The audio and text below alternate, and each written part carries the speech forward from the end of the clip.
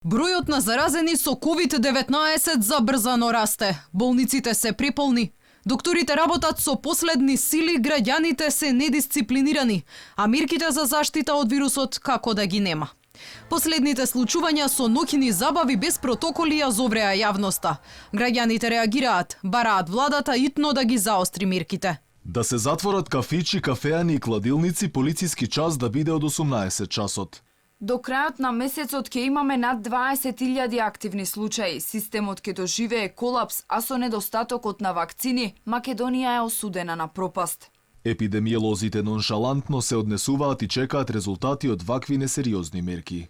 Се знаеше дека ќе има зголемување на заразени со британскиот сој. Веќе и онака е тешко да се најде кревет во болница. Не дај Боже да ви затреба. Министерот и комисијата да размислат за мерки.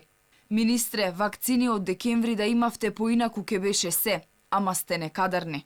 Дали и кога ќе има заострување на рестрикциите од Министерството за здравство, само Кусо ни одговорија, оти не е исклучена можноста. Не се исклучува можноста за заострување на мерките во ведување нови рестрикции. Препораките на Комисијата за заразни болести се согласно анализите на епидемиолозите. И премиерот Заев минатата недела најави оти е можно затворање цели денови, па дури и викенди. Понатаму не се исклучуваат можностите за цели викенди, за цели денови и слично, ако не паднат бројките. Од нас зависи. И додека Европа живее под строги рестрикции, а Србија за викенд ги затвори сите бизниси освен маркетите и аптеките. Во Македонија засега има само забрана за движење и тоа по 22 часот. А не се почитуваат ниту протоколите за работа на угостителите. Доказ за тоа се снимките кои кружат по социјалните мрежи од синокешните журки, каде очигледно младите се забавуваат како да не е пандемија. Државниот инспекторат затвори неколку локали во Скопје.